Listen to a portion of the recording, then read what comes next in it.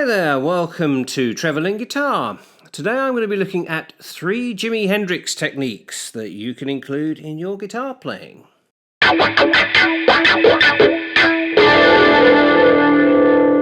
So the first one is the Hendrix chord, or chords, because there's actually more than one of them. You may well know the first one, you may not know the second one, so stick around and have a look. Okay, so first up we're going to look at the so-called Hendrix chord, as it tends to be known. It's actually a 7 chord with a sharpened ninth, and it sounds like that. It's more of a jazzy chord, but Jimmy liked to pull in these different chords from different areas of music. You'll hear this on Purple Haze.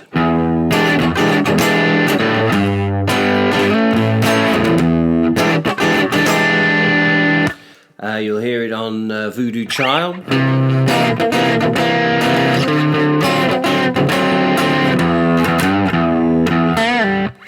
So that's the first of the so-called Hendrix chords. The second one I will show you in just a moment. Okay, so this is the other Hendrix chord. It's a G sus2 and sounds like this.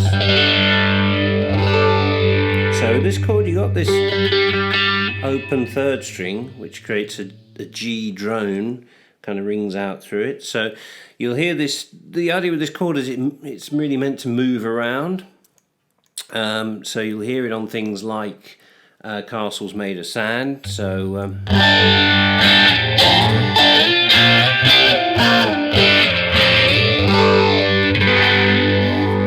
or Little Wing.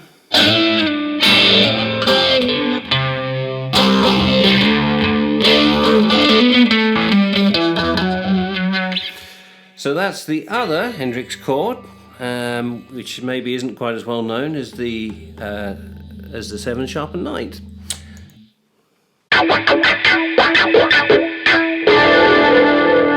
Okay, the second one is really more of a group of techniques, but I'm going to lump them all together and I'm going to call them the thumb over the top techniques. Okay, so this is the second Jimmy technique I'm going to look at, which I'm going to call the thumb over the top technique.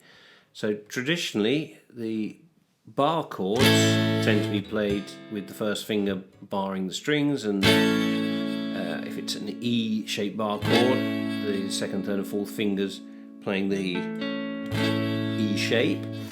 Jimmy wouldn't tend to do it like that. He would use his thumb to fret the 6th string and his first, second and third fingers to make the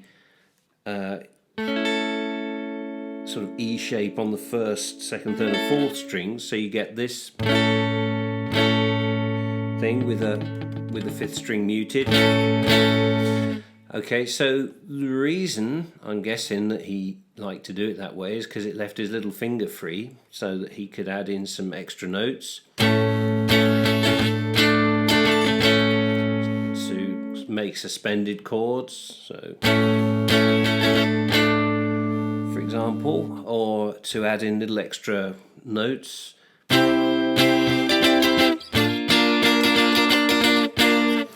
So it just enabled him to add in little extra notes into the chords. You know, there's all kinds of different ones that he would do depending on which song he was playing, but it offered him the ability to do that. And maybe as a kind of sideline or side effect, it also created a slightly different sound when he was playing, emphasizing the bass notes, because instead of getting this 5th power chord sound that you'd normally have, because you'd have the 5th and 6th strings ringing, you didn't get that. You had an octave sound instead, which kind of gave it again a different feel, a different sound. So thumb over the top, technique number 2.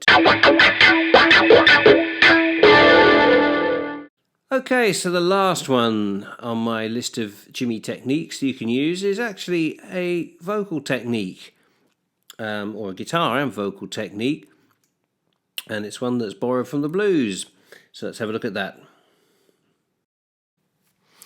Okay, so this is what I'm going to call technique number 3. It's really a bit of a, it's not exactly a guitar technique per se. This is really just a blues thing that Jimmy used to use, where he would combine the guitar with his vocal. So one example of that is in Voodoo Child, when he's singing the line, "Well, standing next to a mountain." It's basically just doubling up the "standing next to a mountain."